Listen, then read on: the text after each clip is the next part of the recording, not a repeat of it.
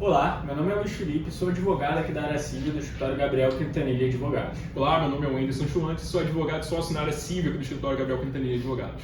Olá, meu nome é Renato Marques, sou advogado e sócio do Gabriel Quintanilha Advogados. Hoje nós vamos falar sobre um assunto muito interessante que envolve algumas empresas que são nossas clientes. Essas empresas são transportadoras e possuem caminhões que trafegam o Brasil inteiro praticamente.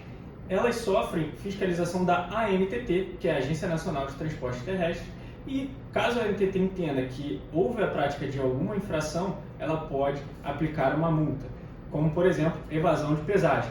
E a gente vai comentar sobre um caso específico, e a gente está atuando diversos casos sobre essa matéria, onde a gente consegue reduzir o valor da multa.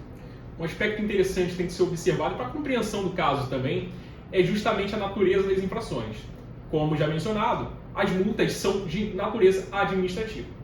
E isso não vai mudar a forma de execução dessas multas. Todo valor que é devido ao ente público, à administração pública, é cobrado por meio da execução fiscal. Isso muitas das vezes vai trazer um pouco de confusão ao julgador, que ele vai fazer a análise, busca aplicar, em razão de ser uma execução fiscal, normas próprias do direito tributário. Nesse caso não pode acontecer, justamente pela natureza administrativa dessa multa. E isso vai trazer diversas consequências para o caso e sua resolução, como por exemplo a incidência de princípios que são benéficos ao autuado. Tendo em vista as explicações preambulares do Luiz e do Wenderson, eu vou falar um pouco agora do caso concreto que nós tivemos. A ANTT, no seu poder de polícia fiscalizador, ela aplicou 88 multas ao nosso cliente. Multas essa, evasão de pesagem. À época do fato, estava em vigor a resolução da ANTT que determinava que cada uma dessas multas tinha um valor de R$5.000. Porém, de forma posterior, no ano de 2019, a ANTT emitiu nova resolução. E nessa resolução, esses valores de R$5.000 foram reduzidos para R$550. Ou seja, é uma redução de 89% daquele valor.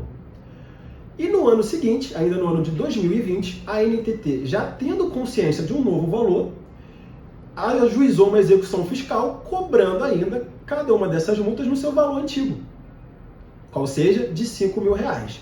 Então nós, como advogados, tendo em vista uma execução fiscal, nós fizemos a defesa cabível a caso, que é um embargo de execução, alegando que tinha excesso dessa execução.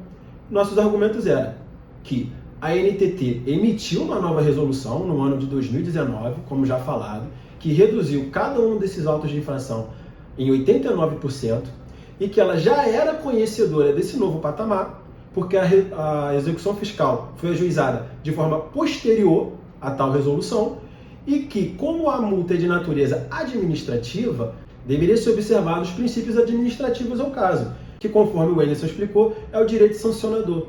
E o que seria então esse direito sancionador? Toda vez que uma norma mais benéfica for emitida, ela retroage em benefício daquele agente que cometeu tal fato. Desta forma, a ANTT tentou rebater os nossos argumentos de uma forma equivocada, se valendo do artigo 106 do CTN, que aplica a retroatividade de uma forma muito restrita. Porém, no caso concreto, não é possível qualquer aplicação do CTN, tendo em vista que a ANTT ela não pode ser polativa da relação tributária. A ANTT não tem capacidade tributária para criar tributos. Então, não pode se aplicar as normas restritas ao direito tributário, porque não estamos diante de um valor, de um crédito de natureza tributária. Muito pelo contrário, o crédito é de natureza não tributária.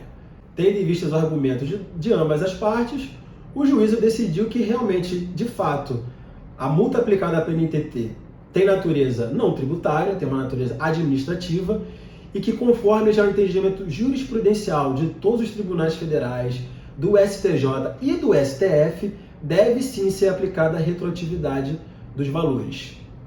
Então, como nós vimos, a ANTT aplica esse tipo de multa com base no CTN e cobrando o valor que era a época da prática da infração. Só que, como nós estamos diante de uma cobrança administrativa, deve ser aplicado o princípio da retroatividade e, como a própria ANTT emitiu uma resolução reduzindo o valor dessa multa de R$5.000 para R$550, deve ser considerado o valor de R$550, mesmo aquelas multas que foram praticadas antes dessa resolução que foi emitida em 2019.